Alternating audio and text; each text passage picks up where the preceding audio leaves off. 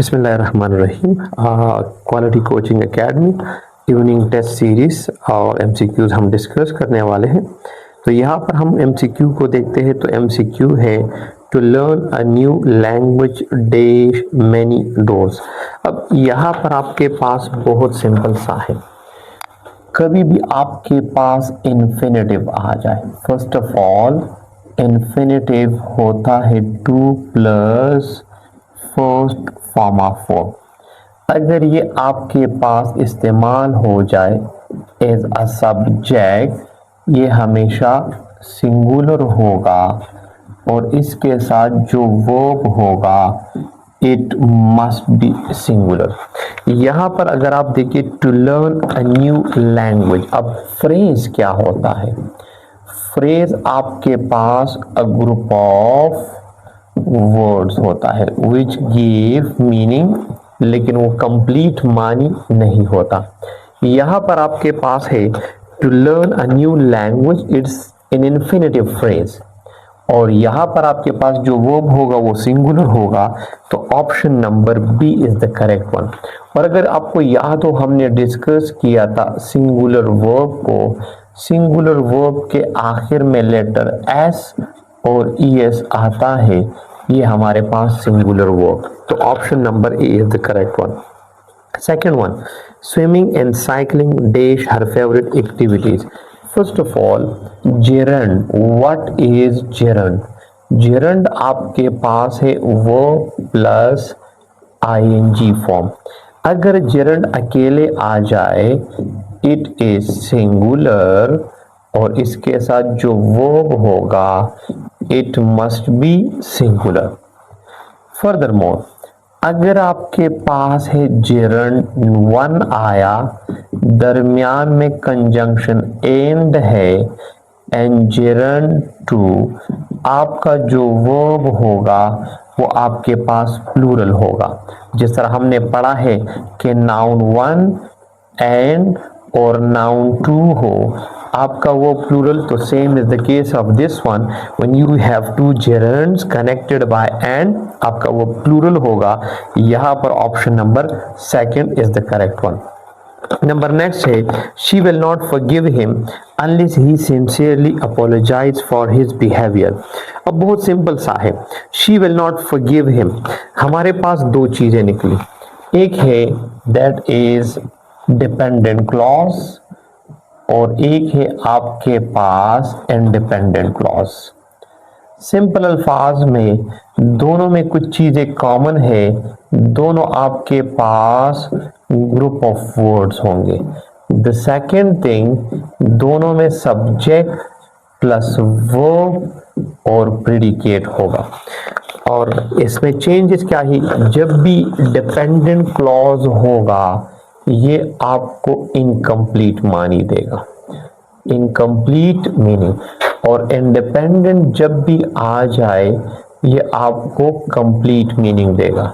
इसकी शुरुआत हमेशा सबऑर्डिनेटिंग कंजंक्शन से होगी और इसकी शुरुआत हमेशा सब्जेक्ट से होगी, और सब्जेक्ट हमारे पास क्या है, या तो नाउन होगा या प्रोनाउन होगा।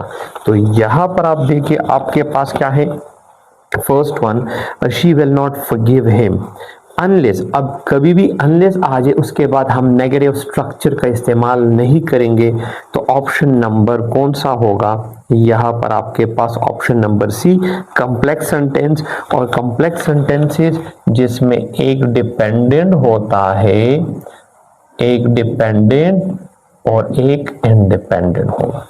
Next one, she studies all night so he passes the exam which please her parents greatly। अब इस सेंटेंस को जब हम देखते हैं तो ये हमारे पास एक compound complex sentence. First of all इसको देखिए कि हमारे पास कंपाउंड कॉम्प्लेक्स क्या है। कंपाउंड कॉम्प्लेक्स को जब हम देखते हैं तो कंपाउंड कॉम्प्लेक्स आपके पास क्या होगा, कंपाउंड कॉम्प्लेक्स, कंपाउंड कॉम्प्लेक्स में टू इंडिपेंडेंट होंगे और वन डिपेंडेंट होगा। अब दोनों में आपके पास, यहाँ पर आपके पास हमने जो पढ़ा, लाजमी नहीं है कि इंडिपेंडेंट पहले होंगे और आपके पास फिर होगा डिपेंडेंट और फिर आपके पास इंडिपेंडेंट। लाजमी नहीं कि आपके पास इस तरह का स्ट्रक्चर हो, आपके पास इस तरह भी हो सकता है, इंडिपेंडेंट प्लस डिपेंडेंट, या हमारे पास डिपेंडेंट प्लस इंडिपेंडेंट और प्लस इंडिपेंडेंट। तो in simple words, when you have two independent and one dependent clause, उसको हम कंपाउंड कॉम्प्लेक्स कहते हैं। जिस तरह आप देखते हैं, she studies all night, this one is independent clause, so she passes the exam, another independent clause, which pleased her parents, यहाँ पर ये डिपेंडेंट है तो कंपाउंड कॉम्प्लेक्स हो जाएगा। चूज द करेक्ट सेंटेंस, बहुत सिंपल सा है। कभी भी हम टेंसेस की तरफ जाए और आपके पास एक लफ्ज आया ऑलरेडी, जस्ट या येट, जब आपके पास ये वाले अल्फाज आ जाए, इसका इस्तेमाल हम करते हैं प्रेजेंट परफेक्ट के साथ। तो आप यहां पर देखेंगे कि हमारे पास प्रेजेंट परफेक्ट कौन सा वाला ऑप्शन है, option number C is the correct one. Next one है snow covered the houses.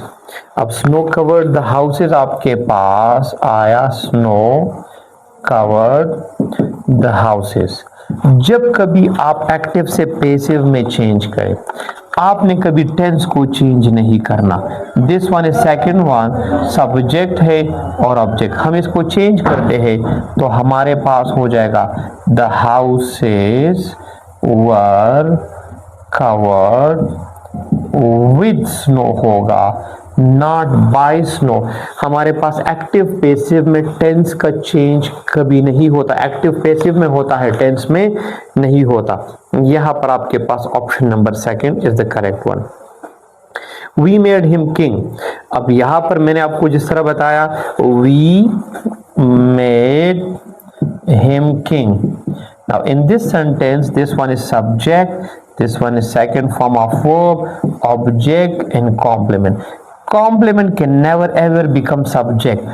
Object subject बनेगा, लेकिन हमारे पास कॉम्प्लीमेंट कभी सब्जेक्ट नहीं बन सकता। टेंस हम चेंज नहीं करेंगे। हेल्पिंग वर्ब यहाँ पर आपके पास वाज और वर में सेलेक्ट करेंगे तो हमारे पास यहाँ पर ऑप्शन हो जाएगा he was made king by us, option number second. Next one है he says to me I enjoy the party.